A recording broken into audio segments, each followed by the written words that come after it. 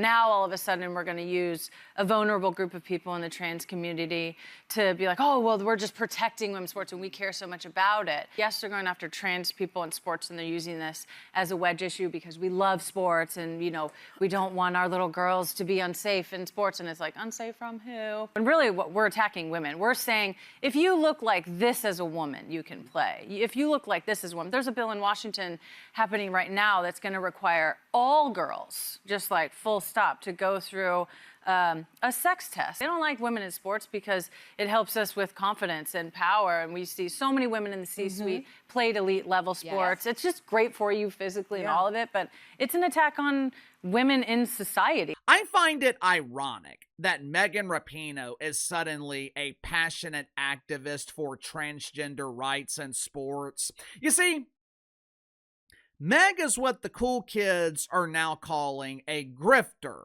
She attempts to monetize movements for her own personal financial gain. Do you guys remember how Meg Rapinoe originally became a woke star? She culturally appropriated kneeling for the national anthem, which was created by Colin Kaepernick. Before Meg got on her knees to protest the national anthem, she was completely unknown. Even her family struggled to recognize her. Her poor dad. He sent a young woman off to college. Next thing you know, he sees her on the TV with the same haircut as the teenage boy next door. Throughout her soccer career, Megan Rapinoe pretended to be a champion for women's rights. I'm fighting for abortion even though I'll never need one. I'm fighting for equal pay. I am demanding that female soccer players be paid the same as the men even though they generate pesos while the men generate billions of spendable dollars. During her final season in the NWSL, and I don't think this was coincidental, during her final season, Meg suddenly shifted her focus, her activism. All of a sudden, Meg Rapinoe was the champion for transgender rights in sports. Now that she was retiring, Megan Rapinoe was advocating for men to be allowed to compete in women's sports. I wonder why. I wonder if Meg suddenly felt so strongly about this because she knew it would not affect her. According to Meg Rapinoe, these weirdos, they only want a certain type of woman to be allowed to compete in women's sports. I want all women to be included. Women with beards, women with 5 o'clock shadows, women named Tom who identify as mom.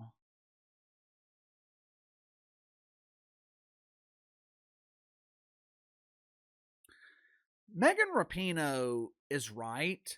Normal people only want certain women in women's sports. We want women who are actually born as women. Is that so hard to understand? I mean, why in the hell are we still talking about this? I'll tell you why. It's the only way Megan Rapinoe can remain relevant. Think about it. When is the last time you heard anything about Meg Rapinoe? The only time Meg creates headlines is when she's talking about dudes invading women's sports. Meg Rapinoe is advocating for the destruction of women's sports. She wants to take opportunities away from deserving women and give them to men pretending to be women. Also, Meg Rapinoe doesn't have to let go of the spotlight. Also, Meg Rapinoe can remain relevant.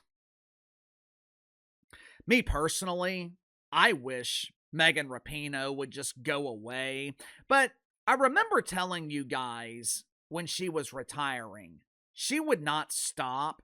Once she retired and had nothing else to do but preach the good word, spread the woke faith, I think we all knew Meg Rapinoe would dedicate herself to spreading the woke fungus. But there's just one problem for the Megster, one tiny problem. No one is listening because no one cares about Megan Rapinoe. Sound off in the comments below. I'll see you guys later on the main channel.